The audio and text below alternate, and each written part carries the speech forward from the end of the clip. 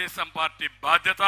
ఆ రోజు పిఆర్సీ ఇచ్చా, రిటైర్డ్ ఉద్యోగస్తులు కూడా న్యాయం చేశా, మళ్ళా మీకు పిఆర్సీ ఇస్తా. ఈ కంత్రి జగన్ ఉద్యోగస్తులు కూడా వదిలిపెట్ల. ఎన్నికల ముందల వారంలో సిపిఎస్ రద్దు అన్నాడు, 200 వారాలు అయింది, ఇప్పటికీ సిపిఎస్ రద్దు గురించి ఊసేలేదు.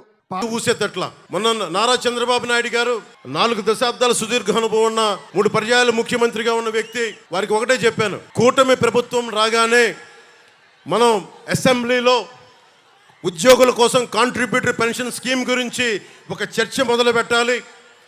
మిమ్మల్ని ఆదుకొని మీ గౌరవాన్ని పెంచే బాధ్యత తెలుగుదేశం పార్టీదని చెప్పి తెలియజేస్తున్నా.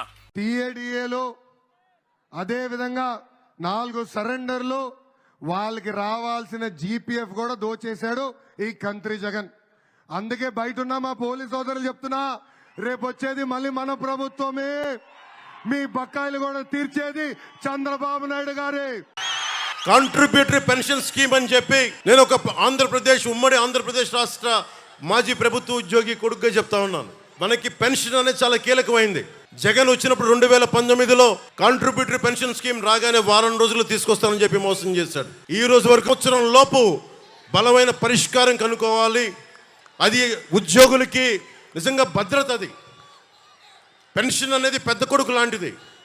మా నాన్నగారే మా దగ్గర డబ్బులు తీసుకునే వాళ్ళు కాదు. ఎందుకంటే మీరు ఏం మాట్లాడతారో తెలియదు, మీరు గబుక్కునంటే ఒక ఉద్యోగికి పెన్షన్ అనేది భద్రత. అలాంటి భద్రత ప్రభుత్వ ఉద్యోగులు కల్పించాలనేదే మా కూటమి తాలూకు ఆకాంక్ష. నేను జగన్ లాగా అబద్ధాలు చెప్పట్లా, జగన్ లాగా వారం రోజుల్లో మీకు అద్భుతాలు చేస్తామని చెప్పట్లా.